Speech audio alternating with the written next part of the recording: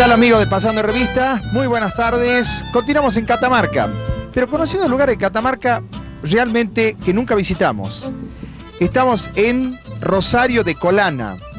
Es un lugar muy especial, uno de los pueblos catamarqueños que no conocíamos, pero venimos de Pomán. Para quienes no vieron el programa anterior, en 5 minutos les sintetizamos nuestro programa anterior y ya continuamos viaje con el profesor Mario Alderete por este lugar de Catamarca.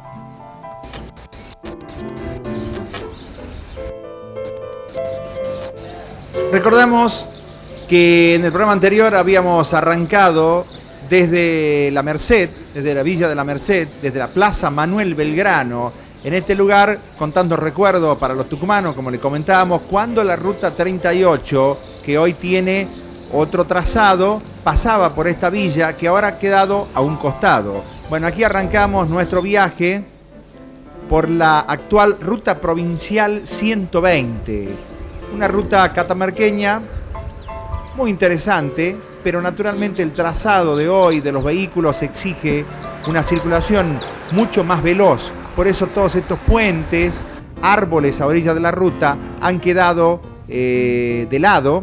Hoy las rutas argentinas exigen, al haber mayor velocidad, que las banquinas estén mucho más limpias, pero no dejaba de ser interesante recordar estos paisajes por los que tantos tucumanos circularon, especialmente en la peregrinación a la Virgen de la Merced durante tantos años, y por supuesto también la posibilidad de presentar en Amadore los vestigios, lo que queda de una iglesia de los jesuitas, que decíamos nosotros que sería interesante que el gobierno catamarqueño la realce, la recupere, le dé la dignidad que se merece este templo que tiene tantos años. La continuación del camino por estos paisajes catamarqueños tan interesantes, en el programa de hoy van a ver algo que seguramente más de uno se va a quedar sorprendido.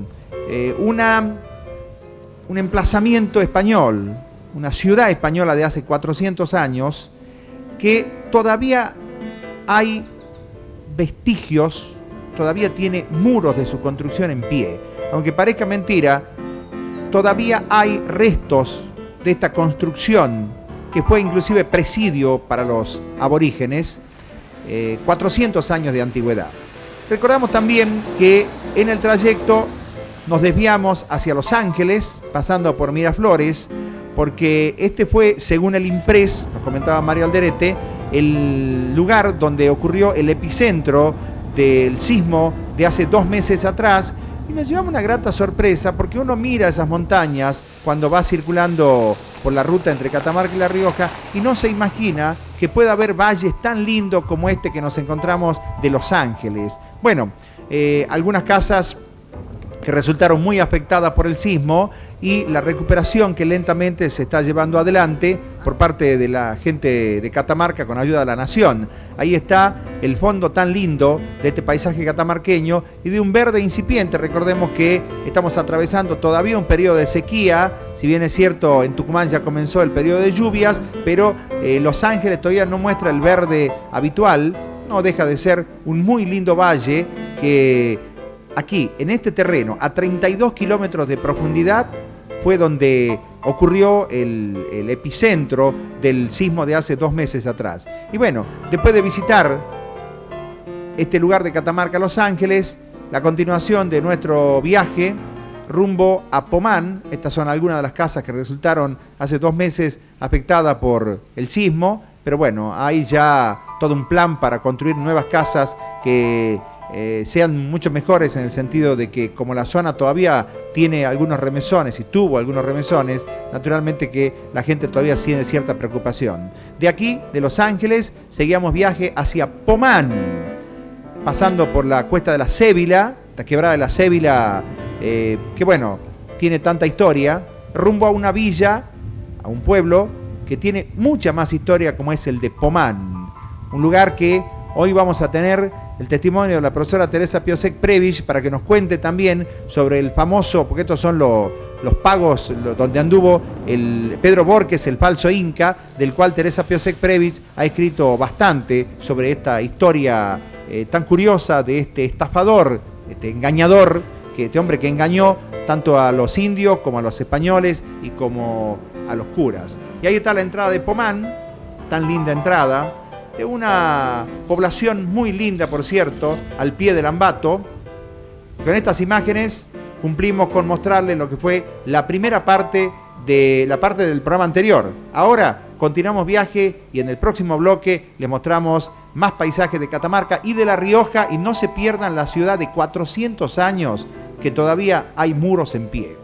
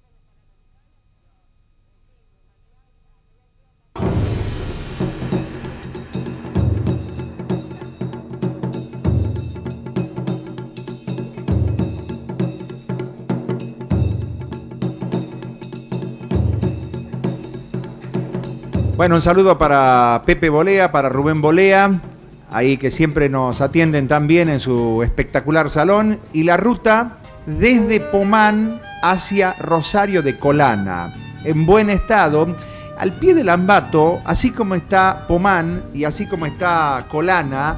Hay 2 o 3 pueblos que son bastante interesantes, pero por cuestiones de tiempo nosotros llegamos hasta Colana porque ya prácticamente el sol estaba bajando, llegaba la noche y había que prepararse para un nuevo día. Pero la verdad que las condiciones del tiempo hermosas, espectaculares, son tan lindo el clima de Catamarca, realmente nada que ver con la humedad que tenemos en Tucumán, las noches muy agradables, si bien es cierto hace calor durante el día, pero miren, aquí está la entrada a Rosario de Colana.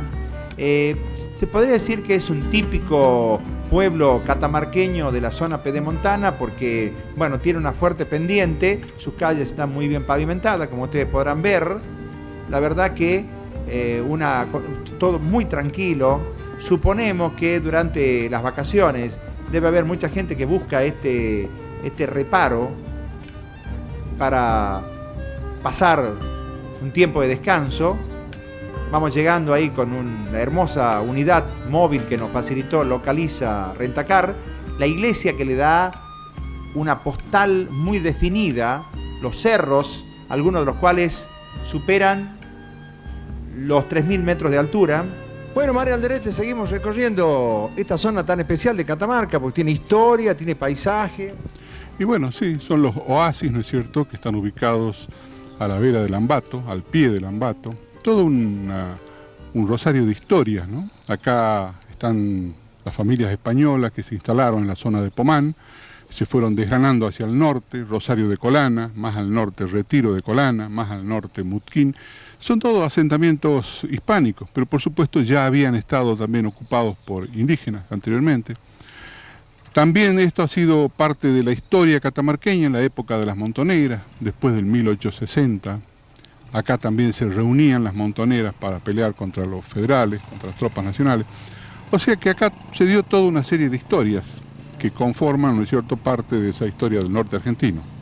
Son muy parecidos en las construcciones, las características de cada uno de estos pueblos, ¿no?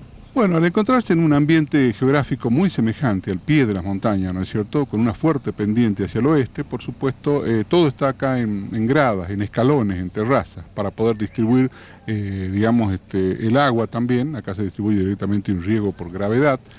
Y por supuesto todas las construcciones también están realizadas con ese tipo de características. Además, ¿sabes lo que me llamó mucho la atención? Todo pavimento. Bueno, parecería que el pavimento ha llegado y parece que está avanzando. Sí, inclusive más que en muchos de nuestros pueblos, ¿no? Las calles principales están todas pavimentadas.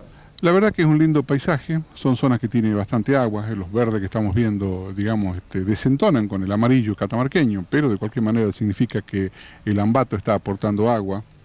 Y bueno, es una zona nogalera, muy interesante. A diferencia de Pomán, que es una zona donde se va dejando el nogal para cambiarlo por el olivo, esto sigue siendo nogalera. Si lo viéramos visto desde una fotografía satelital, aquí lo que más se destaca en la zona, que es el pipanaco. Bueno, el pipanaco, el campo de Pipanaco queda a nuestro oeste y por supuesto es el campo más gigantesco, más grande que tenemos como referencia. Sí, lo vamos a ver en una imagen, porque tenemos que contrastar los oasis que están al pie del monte con el color verde, ¿no es cierto?, con el blanco y el amarillo del Pipanaco. Por supuesto eso. ¿La población más importante aquí sería Tinogasta? No, la población más importante del departamento de Pomán, esto forma parte del departamento de Pomán, es Pomán. Pero la mayor población está en Saugil. De cualquier manera, Retiro de Colana es un pequeño pueblo dentro del rosario de asentamientos acá en esta zona. Bueno, ya seguimos viaje. Seguimos viaje recorriendo los otros pueblos de estos oasis.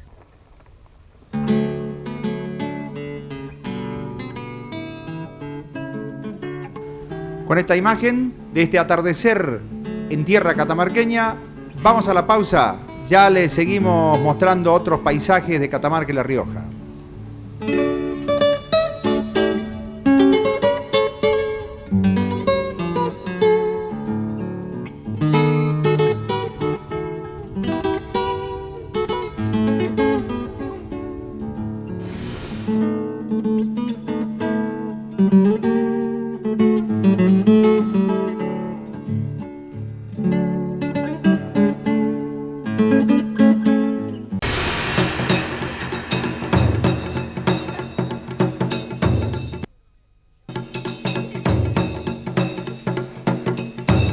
Estamos compasando revista en tierra catamarqueña, en las serranías del Ambato, al pie del Ambato, y hace calor. Pero donde hace calor también, y la gente va a lo mismo porque hay un verdadero entretenimiento, es en este lugar. Casinos del Sol, abierto todo el año. Entrada sin cargo, todos los juegos en un lugar único. Casinos del Sol en Termas de Río Hondo, el más grande del norte argentino.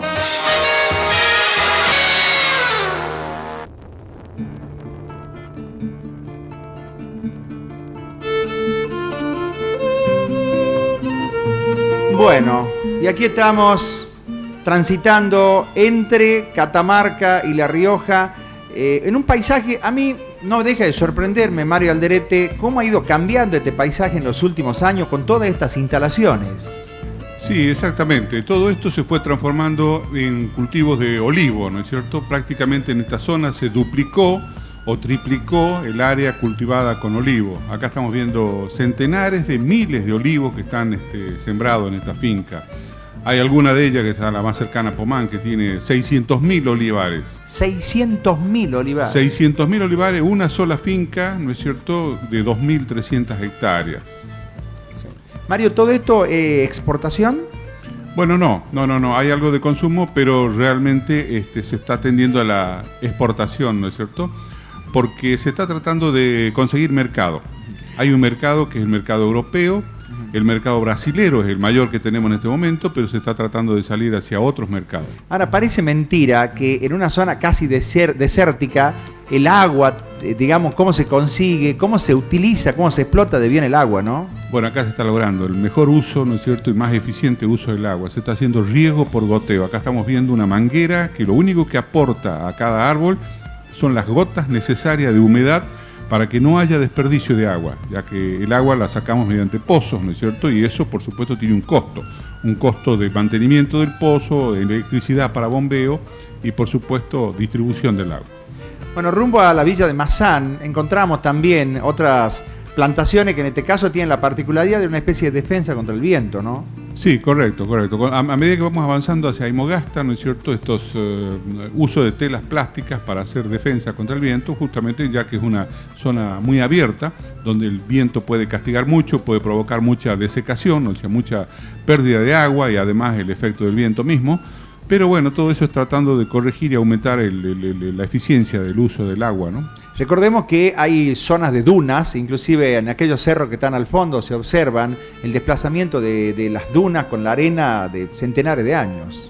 Sí, por supuesto, es una zona desértica, ¿no es cierto? Y donde el hombre lo abandona, las dunas avanzan. Acá estamos viendo justamente cómo las dunas avanzaron sobre esa montaña. Al llegar a la villa de Mazán, ¿qué nos podés contar, Mario, de la villa de Mazán? ¿Qué era? Bueno, la villa de Mazán es un viejo cruce ferroviario, ¿no es cierto? La estación de Mazán. Este fue el ferrocarril que venía desde La Rioja y acá se dividía el ramal que iba a Andalgalá hacia el norte y uno a Tinogasta hacia el oeste. Esto es el principio de lo que se pensaba iba a ser un gigantesco crecimiento a partir del ferrocarril. Lamentablemente el tiempo nos llevó a la verdad que se perdió todo esto. En este momento son vías abandonadas. Acá estamos viendo los restos de esa vieja población, estación Mazán, ya que la villa de Mazán se desplazó, pero acá estamos viendo, ¿no es cierto?, el entusiasmo de la gente que aún vive al lado de esas vías abandonadas, tratando de mantenerlo. ¿De qué año estamos hablando cuando te referís al ferrocarril y a su periodo de mayor esplendor? Y bueno, esto fue implantado a comienzos del siglo XX, ¿no es cierto? Y prácticamente en los años 60, 70 se abandonó este ramal. En el 70 se abandonó, en los años 1970. Pero bueno, esto es el efecto de los tiempos, las decisiones creo que equivocadas, pero que se tomaron en esa época, el abandono de nuestro país, digamos, de las redes ferroviarias de nuestro país en estos sectores que tanto la necesitaban, porque para acá el ferrocarril era el principio de existencia. O sea, el ferrocarril no solo traía a la gente, sino que posibilitaba cualquier negocio que se pudiera hacer de acá, el transporte era ferroviario. Mario, esto debemos advertirle a la gente que normalmente corre mucho viento y la tierra tapa prácticamente todo. Es una zona bastante calurosa, seca, pero con mucho viento, ¿no? Sí, geológicamente, ¿de qué estamos hablando? ¿De qué antigüedad estamos hablando de estas montañas? Bueno, estas sierras que rodean a Mazán tiene dos tipos de cosas. Por un lado, las rocas estas que son rocas sedimentarias de edad terciaria, 10 millones de años, y por otro lado un viejo granito, ¿no es cierto? Un viejo, decimos los geólogos, tiene muchos centenares de millones de años. Y acá estamos justamente entrando y cortando ese granito por esa quebrada rumbo a Villa Merville, que se llama, está en el extremo de esto. El granito, 400 millones de años. 400 millones de años. ¿Hay posibilidad de restos fósiles en la zona? Bueno, sí hay alguna posibilidad, ¿no es cierto? Incluso hay algunos yacimientos que se han encontrado en la cercanía, yacimientos de sustancias no tan importantes, pero que han sido trabajadas en alguna época.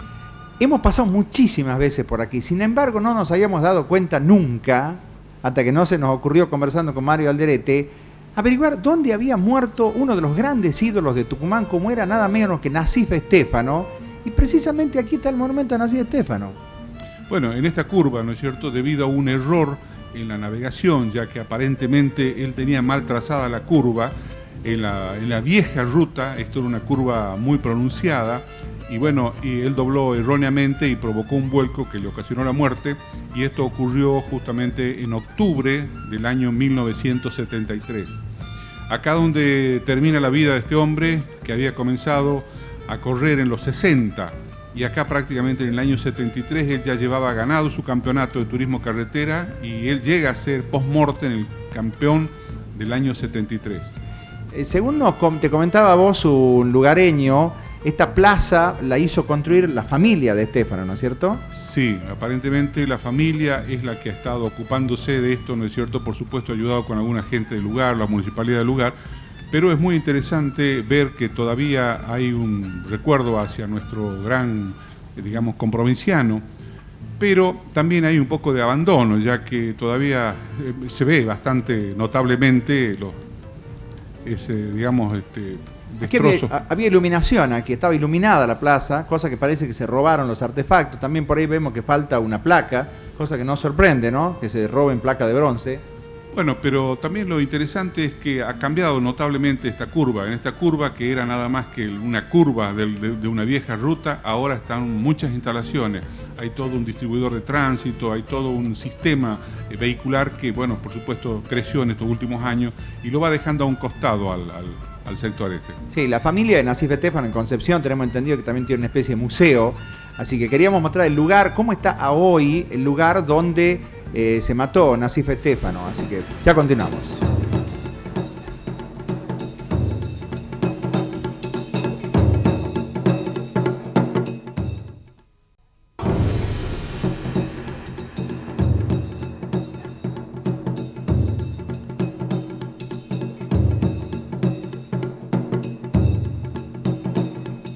Continuamos en Pasando Revista y estos paisajes riojanos, era el mediodía, 35 grados de calor. Está bien, no son los mismos que Tucumán, pero de todas maneras lo que nos venía a la memoria era Mobilar. Y usted dice, ¿qué tiene que ver Mobilar con los paisajes riojanos? Bueno, en Mobilar Feder VGH, una marca líder en aire acondicionado. Mire, se viene un verano muy caliente, ya tuvimos algunos avances. Bueno, dese una vueltita por Mobilar, consulte por Feder VGH y también por otras marcas que también tiene Mobilar en sus dos direcciones, en calle Mendoza y en calle 24 de septiembre. Un saludo para Alejandro Laros y para toda su gente. Y ahí, nuestro rumbo buscando la ciudad perdida. Y en el camino nos llevamos una sorpresa. Fíjense esta nota.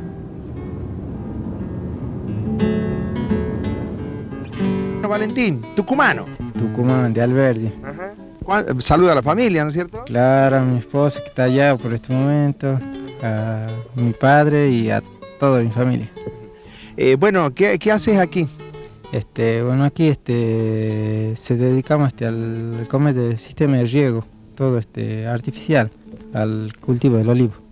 ¿Mucha hectárea? Y sí, más o menos debe ser como 400, más o menos hectáreas debe ser en todo el campo. ¿Qué hacían? ¿Te venía de Tucumán para aquí? Y por la situación, por la cuestión de todo el trabajo mayormente, que allá viste que es un poco medio difícil, pero en cambio aquí más fácil, es cuestión de laboral. Y decime, ¿es dura la vida aquí, me decía, al calor, al viento, o te la tienen que bancar? Y al principio cuando uno viene es bastante difícil, pero después ya, hasta que uno se acostumbra, es normal. ¿Estás solo? Sí, por este momento sí, pero siempre estoy con mi esposa, nada más que ella se fue a pasear a Tucumán. Bueno, ¿y qué ha pasado cuando has visto aparecer este auto por aquí y hemos aparecido nosotros? ¿Qué ha dicho? Primero digo, ya había escuchado parar el vehículo, pero digo, como siempre vienen muchos turistas, preguntan y qué sé yo, sí. Pero cuando ha aparecido el hombre, cuando se vuelve el auto, digo, no parece lo cara conocido, digo, pasando revista, digo, no puede ser, digo, por acá, digo, fue algo increíble, ¿no? Pero, y bueno, pero vos lo ves cuando está en Tucumán, lo ves. No, eso siempre, es un programa lindo. Inclusive aquí hay un programa casi similar aquí en La Rioja, que pasa los sábados, se llama La Rioja, que usted no conoce. No sé si ha escuchado hablar, es más o menos un programa más o menos lo que se dedica, casi lo que se dedica usted.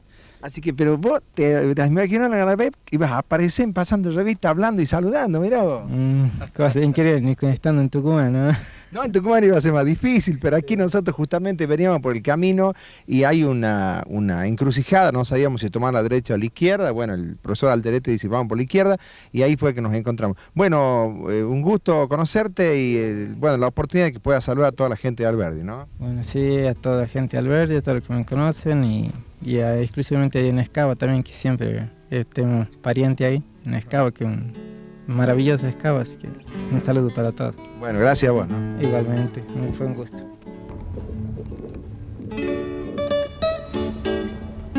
Bueno, y ahí continuamos viaje.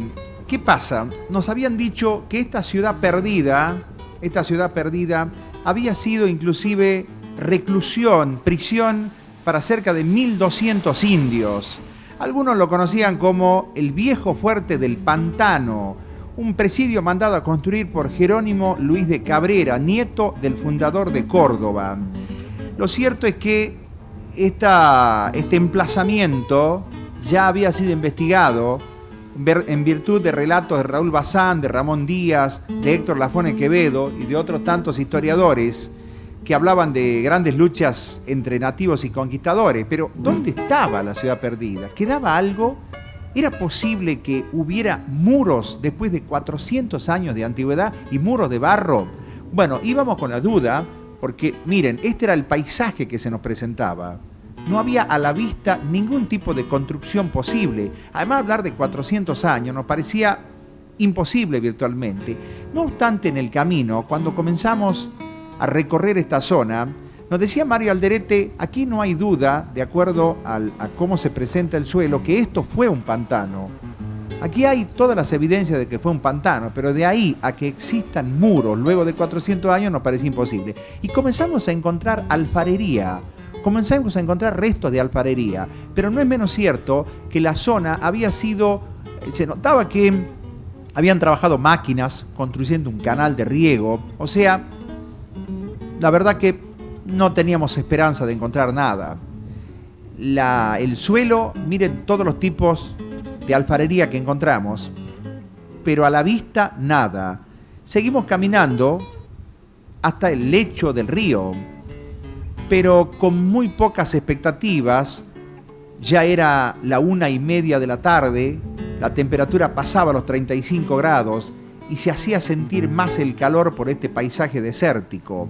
El Bañado de los Pantanos, donde estamos, es uno de los distritos más importantes del departamento porque encierra una rica historia. En estas tierras, que naturalmente hace 400 años no tenía esta situación, asentaron las civilizaciones que hoy son el cimiento de la cultura arauqueña, y porque entre mágicos misterios guarda ese mito de una popular historia, la ciudad perdida. Las dunas avanzaron naturalmente a través de los años, como avanzamos nosotros buscando el lecho del río. Ahí estaba, donde estamos parados, el lecho de un río en este momento seco. En invierno lleva un poco más de agua. ¿De dónde viene este río? Bueno, muy al sur, tenemos que ubicarnos, nos contaba el profesor Alderete. Miramos hacia el este, lo mismo que ustedes están viendo. No había nada, absolutamente nada. Y nos volvíamos rendidos ante las evidencias de que el tiempo había volteado todo. Seguíamos encontrando vestigios de alfarería. Pero fíjense lo que va a pasar aquí. Nos encontramos con un hombre en un caballo, con un lugareño. Y él nos dio la pista que nos hacía falta.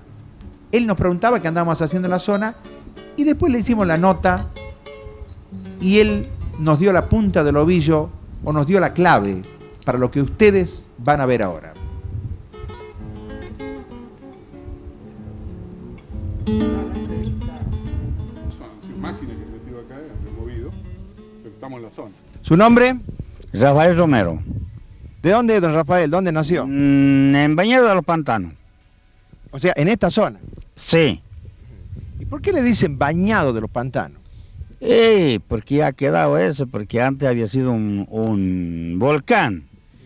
Y de esa manera pienso de que ha quedado Bañado del Pantano. Ahora, ¿usted desde que nació lo conoció siempre así, lleno de arena y con el río seco o no? Sí. Desde que nací, me acuerdo yo que empezó a trabajar aquí. Aquí tenemos agua solamente en el invierno. ¿En el invierno? En el invierno. Y en el verano crece, pero esta agua no es útil, porque es un agua gruesa, un agua fea. En cambio, en el invierno tenemos agua buena y del invierno cosechamos comino, cosechamos trigo, en fin. ¿De dónde? ¿Cuánta gente vive aquí? Más o menos 500, 600 gente. Es mucha gente ahí. ¿Y de qué viven? Del trabajo del comino, sembramos trigo, cuidamos animales. Ahora, nos han dicho que por aquí había una ciudad perdida. Esta. Ahí es la muralla, la primera. Y de ahí se sigue para ahí. ¿Y hay más? Sí. Allá es una que le dicen la iglesia pintada y las otras son para allá. Esa no tiene nombre. Son muros. Exactamente. ¿Qué le dijeron sus antepasados? ¿Qué eran? ¿Su abuelo, su papá? De que ellos piensan que eran iglesias. Exactamente, eso nos decían ellos. Ellos creen que son iglesias de eso. Bueno, vamos hasta allá. Vamos. Y ahí estamos. La verdad que quedamos sorprendidos por lo que nos decía Rafael. Y no nos habíamos dado cuenta, lo habíamos tomado a ese muro como parte natural del lugar y no, lo había hecho el hombre, pero hacía 400 años. En el próximo bloque estamos al pie de estas ruinas de 400 años de antigüedad con toda una historia.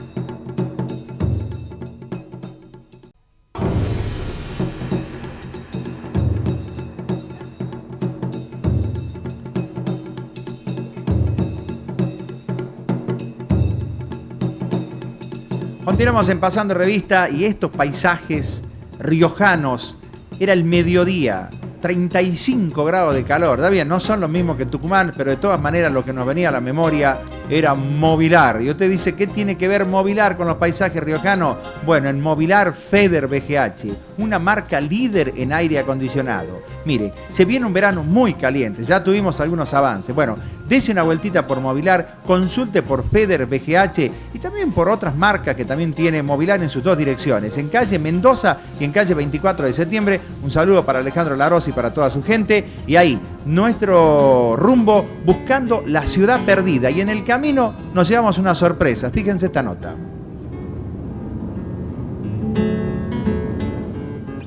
Valentín, tucumano. Tucumán, de Alberdi. Ajá. Saluda a la familia, ¿no es cierto? Claro, a mi esposa que está allá por este momento, a mi padre y a toda mi familia. Bueno, ¿qué haces aquí? Bueno, aquí se dedicamos al comer del sistema de riego, todo artificial, al cultivo del olivo. ¿Mucha hectárea? Y sí, más o menos debe ser como 400, más o menos hectáreas debe ser en todo el campo. ¿Y qué hacían? ¿Te venían de Tucumán para aquí? Y por la situación, por la cuestión de todo el trabajo mayormente, que allá viste que es un poco medio difícil, pero en cambio aquí más fácil, es cuestión de laboral. Y decime, ¿es dura la vida aquí, me decía, al calor, al viento, o te la tienen que bancar? Y al principio cuando uno viene es bastante difícil, pero después ya, hasta que uno se acostumbra, es normal. ¿Estás solo?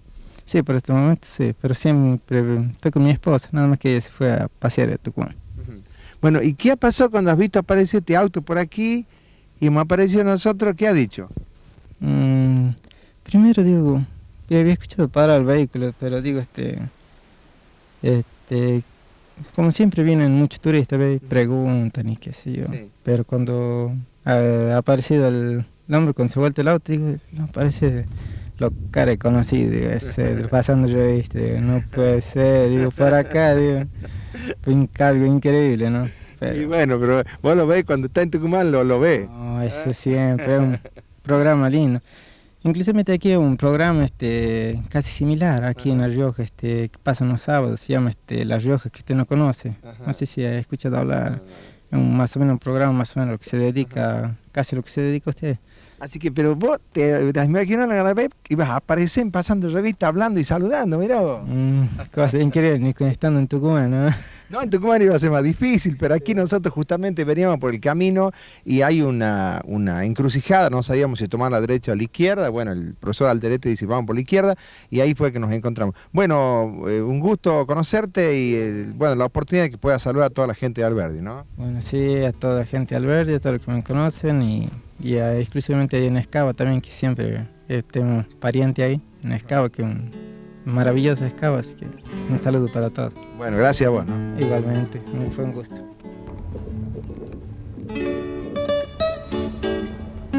Bueno, y ahí continuamos viaje. ¿Qué pasa? Nos habían dicho que esta ciudad perdida había sido inclusive reclusión, prisión para cerca de 1.200 indios. Algunos lo conocían como el viejo fuerte del Pantano, un presidio mandado a construir por Jerónimo Luis de Cabrera, nieto del fundador de Córdoba. Lo cierto es que este emplazamiento ya había sido investigado en virtud de relatos de Raúl Bazán, de Ramón Díaz, de Héctor Lafone Quevedo y de otros tantos historiadores que hablaban de grandes luchas entre nativos y conquistadores. Pero ¿dónde estaba la ciudad perdida? ¿Quedaba algo?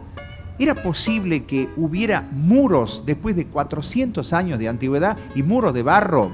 Bueno, íbamos con la duda porque, miren, este era el paisaje que se nos presentaba. No había a la vista ningún tipo de construcción posible. Además, hablar de 400 años nos parecía imposible virtualmente. No obstante, en el camino, cuando comenzamos a recorrer esta zona, nos decía Mario Alderete, aquí no hay duda, de acuerdo a cómo se presenta el suelo, que esto fue un pantano.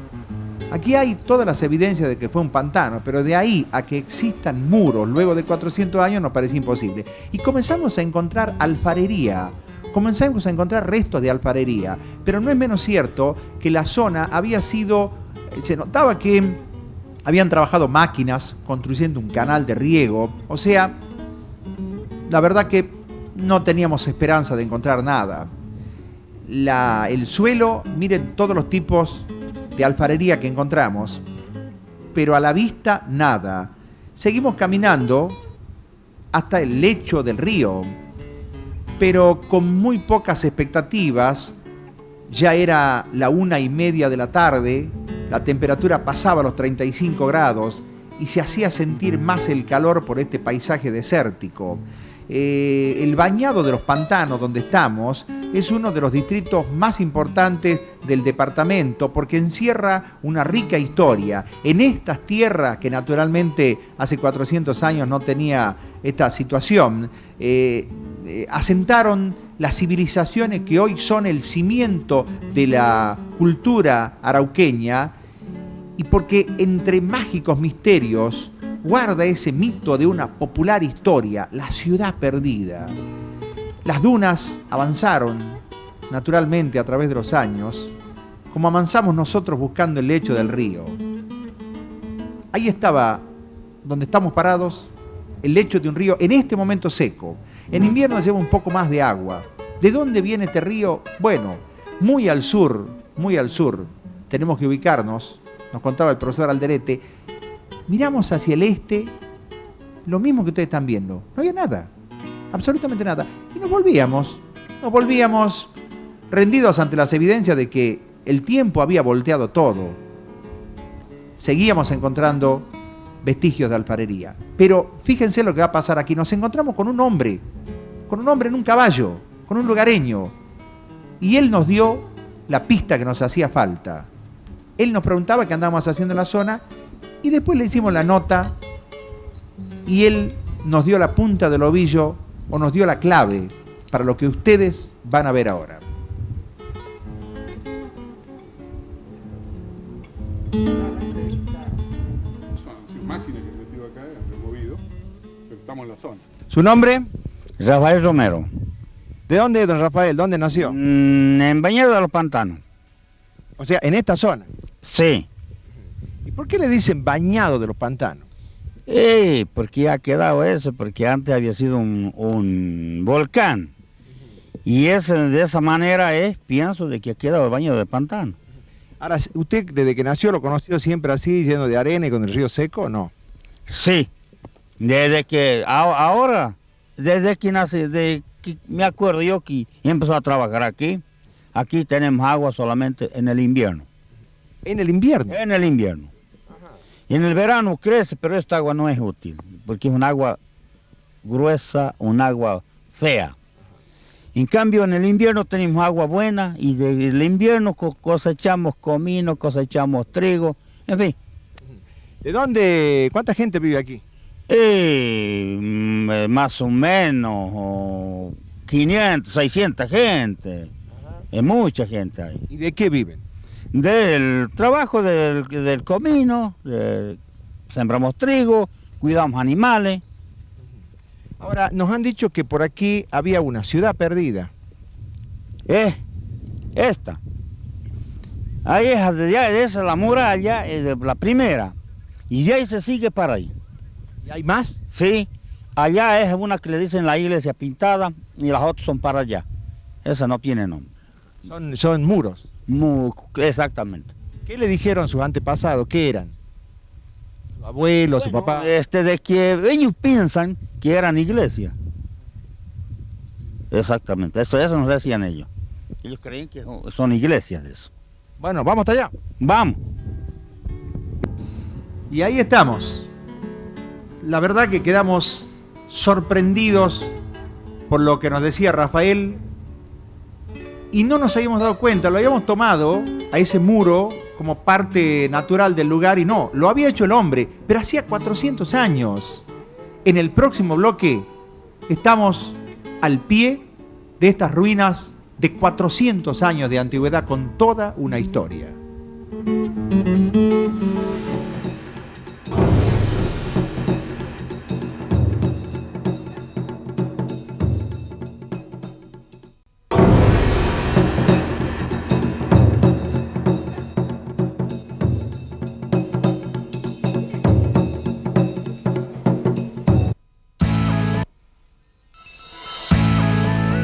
para unas vacaciones inolvidables, entre a www.lecperturismo.com.ar. Hay muchas alternativas y te podés ganar vacaciones para 4 personas, todo incluido. Podés ser el ganador. Lecper Muñecas.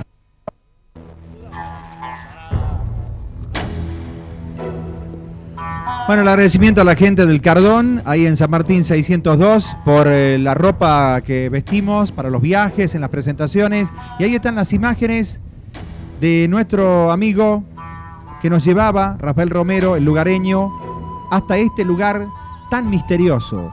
400 años habían pasado, 400 años. Los lugareños lo conocen como la ciudad perdida, y en un ratito Teresa Piosek Prebisch nos va a contar la historia de este lugar, porque aquí ocurrieron muchas cosas. Presten atención a lo que va a contar Teresa Piosek Prebisch. Bueno, mientras nos acercamos, un saludo para... Estos son muros de barro. Muros de barro. Atención, vamos a hacer una travesía fotográfica el 26, 27 y 28 de este mes. Los interesados en viajar con Pasando Revista Salta, llamar a este celular 155 87 10 51. Un saludo para Paco Fernández, que cumplió año, y también Daniel Lazo, que vive en Las Teñas, cumplió año. Lo quieren saludar sus amigos Nacho y la familia Carrizo. Con el profesor Mario Alderete, con el lugareño, mirando, viendo, admirando estos muros que permanecen incólumes. Ahora hay mucha gente que se está acercando y lamentablemente, ¿saben qué son esos agujeros? Esos agujeros lo hicieron los quirquinchos, los animales, porque esto estaba bajo tierra, esto estaba tapado por las dunas. Por eso les sorprende la altura en que están ahora, porque las dunas han ido corriéndose, de tal manera que esto que ustedes están viendo es un testimonio fantástico. Ojo, la altura que deben haber tenido, impresionante. Miren el horizonte, fíjense, todo esto, ¿por qué pantano? ¿De dónde viene lo de pantano? Bueno, ya van a escuchar ustedes lo que nos contaba Teresa Piosek Prebisch sobre esta ciudad perdida, el fuerte del pantano. Y ojo, hay otras construcciones cercanas también. Ahí está otra. E inclusive nos contó el lugareño que había hasta una iglesia, los restos de una iglesia. Esto es barro, no es arcilla, no es nada, es barro. La única forma de que permanezcan todavía en pie es que hayan estado muchísimos años bajo las dunas. Por supuesto que también el clima favorece que no hayan caído, aunque no sé el hombre cuánto tiempo le llevará romper los pedazos y llevárselos, ¿no?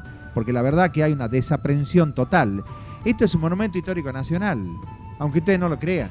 Esto debería estar más protegido, pero así somos, parece, los argentinos. No protegemos los testimonios como este, que son fantásticos realmente. Bueno, ya viene la profesora Teresa Piosek Prebisch para contarnos sobre esta historia.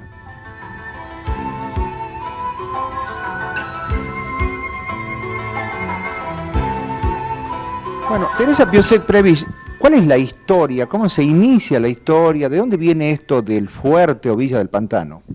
Bueno, antes de hablar exactamente del fuerte o Villa del Pantano, vamos a ubicar históricamente las cosas.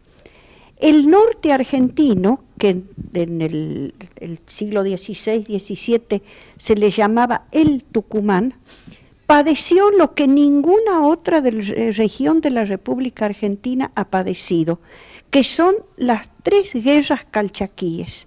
La primera liderada por don Juan Calchaquí, que se produjo en 1562. La segunda liderada por el cacique Chelemín, que fue larguísima, empezó en 1630, terminó en 1637. Y la tercera, la protagonizada por el falso inca Pedro Borges, que fue relativamente corta. Bueno, durante la Segunda Guerra, que se extendió muchísimo, porque abarcó lo que hoy llamamos valles calchaquíes, Catamarca, La Rioja y llegó hasta San Juan, todos los pueblitos indios de una manera u otra se vieron comprometidos en esa guerra. Y uno de los pueblos estaba asentado junto al río Colorado, que divide Catamarca de La Rioja, y los españoles de La Rioja se enteraron que se estaba juntando una enorme cantidad de indígenas para atacar La Rioja. Entonces los españoles fueron ellos a atacarlos, a frenarlos. Pero los indios, ¿qué hicieron? Endicaron parte del río y formaron un pantano enorme en el que no podían meterse los caballos de los españoles, y lo que era más limitativo aún, el tiro de arcabuz no alcanzaba para bandear el pantano y caer sobre el ejército indígena. De esta manera los españoles resolvieron retirarse y volver a La Rioja. Pero tiempo después hubo otra batalla y los españoles esa vez consiguieron doblegar a los indígenas de ese lugar e hicieron un fuerte y una reducción indígena. Y el fuerte se llamó Fuerte del Pantano y la reducción, Reducción del Pantano. Me dices que has encontrado restos de un muro muy ancho, muy alto, indudablemente tiene que haber sido del fuerte. Me dices también que hay restos de la iglesia, tiene que haber sido la iglesia de la reducción del pantano. No es muy usual encontrar este tipo de construcciones de barro de 400 años. Bueno, en esos climas más bien secos es posible. Incluso en Ibatín, en la primera San Miguel de Tucumán, hasta hace, te diré, 10 años, yo he visto restos de muro de adobe correspondientes a la iglesia de San Francisco. E Ibatín es una zona lluviosa, húmeda, selvática. Se conserva totalmente lavados y deformados e indistinguibles un adobe del otro, formando una masa de barro, pero se conservan, y mucho más en un clima como el riojano catamarqueño de esa área, que es seco. Dos figuras había ahí. Una, me decías vos que era el cacique Chelemín, que tenía ¿dónde su pueblo? Chelemín tenía su pueblo en Hualfín, que viene a ser al norte de Catamarca. Ahí él tenía su pueblo. Y otro personaje también famoso, que vos estudiaste mucho y tenés un libro, que es Pedro Borges. Y Pedro Borges, que protagonizó la Tercera Guerra Calchaquí, que la diferencia entre Pedro Borges y don Juan Calchaquí, el adalid de la Primera Guerra, y Chelemín, el adalid de la Segunda, es que mientras don Juan Calchaquí y Chelemín peleaban por un fin noble, que era defender su territorio, defender sus comunidades, Pedro Borges era un sinvergüenza, un embaucador total, el arquetipo del político mentiroso. Te estaba por comentar que hubiera podido ser político. Mira, tiene unas características que perduran, porque a los indios les decía unos discursos prometiéndoles maravillas que jamás cumplió, mentía tranquilamente. Le saqueó los enterratorios de los indios que estaban en sus sepulcros, los manipuló a los indígenas totalmente en su interés. Después tuvo que salir indultado, al final lo ahorcaron los españoles, pero a los pobres indios los dejó, a los indios de los valles calchaquíes, con todas las consecuencias de sus malos manejos y de sus embustes, ¿no? Hablando de libros, está por salir pronto tu nuevo libro. Mi nuevo libro, mi nueva investigación está pronta a salir. Viene a ser la continuación de Los Hombres de la Entrada y se llama Poblar un Pueblo. ¿Por qué? Porque esa es la orden que le dieron a un capitán español en 1550 para que viniera precisamente al sur de nuestra provincia de Tucumán a poblar un pueblo, que fuera cabeza de la conquista extendiéndose hacia el Río de la Plata. ¿Antes de fin de año? Y mira, yo calculo que a fin de este mes de noviembre, quizás primeros días de diciembre, ya va a estar el libro. Bueno, ahí estaremos. Y otra noticia bibliográfica es que la 5ª edición de Pedro Borges, el Inca del Tucumán, también está próxima a salir. Bueno, muchas gracias, Teresita. Te lo mereces, Mario.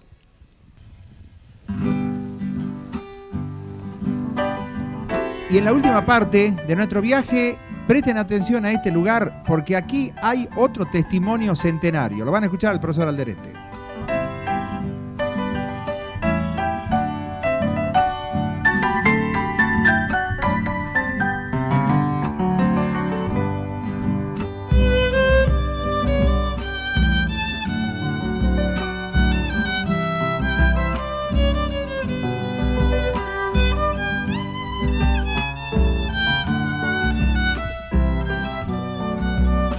Continuamos en Pasando Revista desde La Rioja, y no cualquier sombra, Mario, esta que tenemos, que nos da, ¿eh? Y 400 años nos están dando sombra, ¿no? Y una hermosa sombra, ¿no? ¿400 años tiene este árbol? Y sí, aparentemente es el cuatricentenario olivo que fue cultivado acá, prácticamente plantado acá en Arauco, el origen de incluso de esta variedad, en Aymogasta, La Rioja, donde estamos, ¿no? ¿Cómo es la historia? ¿Por qué solamente este de 400 años? Porque vemos otro alrededor, pero son mucho más jóvenes. Y sí, aparentemente hubo toda una cuestión relativa a los olivos en la madre patria, en España. Y en un momento la corona dio una orden de que no hubiera competencia para los olivos. Entonces tenían que desaparecer todos los olivos que fueron plantados en América. Y teóricamente tenía que haber desaparecido. Por suerte no desapareció. Y acá estamos a la sombra de él. Dice la leyenda que hay una vecina que lo cubrió con una lata, por eso se salvó. Y es posible, es muy interesante saber que un árbol de estos todavía, bien cuidado, todavía está dando sombra. Y bueno, es un gusto saber de que también estamos apreciando nuestra historia a partir de esto, ¿no? Ya que Aymogasta fue tan rica en historia, ¿no?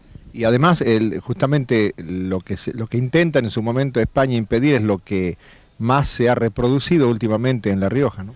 Sí, no solo en La Rioja, sino en Catamarca, ¿no es cierto? Fue el avance del olivo, o sea, ahora empezamos una historia nueva con el olivo. Esta es una zona, digamos, tradicional del olivo, pero era en muy pequeña escala, y ahora estamos ante un nuevo tiempo del olivo. Hay toda una gran industria del olivo que estamos viendo desarrollada en el sur de Catamarca, cerca del valle central de Catamarca y también en La Rioja. Bueno, es una gran cosa. Una fuente más de producción y de trabajo para los argentinos.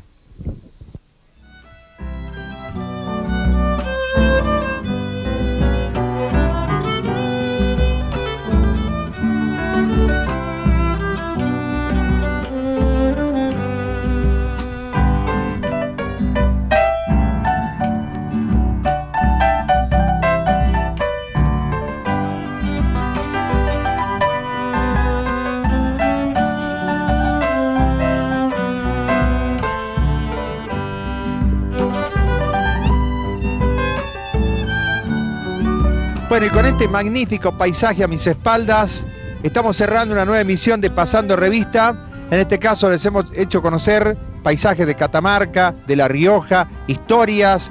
Así que nos vamos a encontrar el próximo sábado, si Dios quiere. El agradecimiento para el profesor Mario Alderete, que nos acompañó, para Marcelito Saleme, que estuvo con la cámara. Nos encontramos el próximo sábado, si Dios quiere. Chao.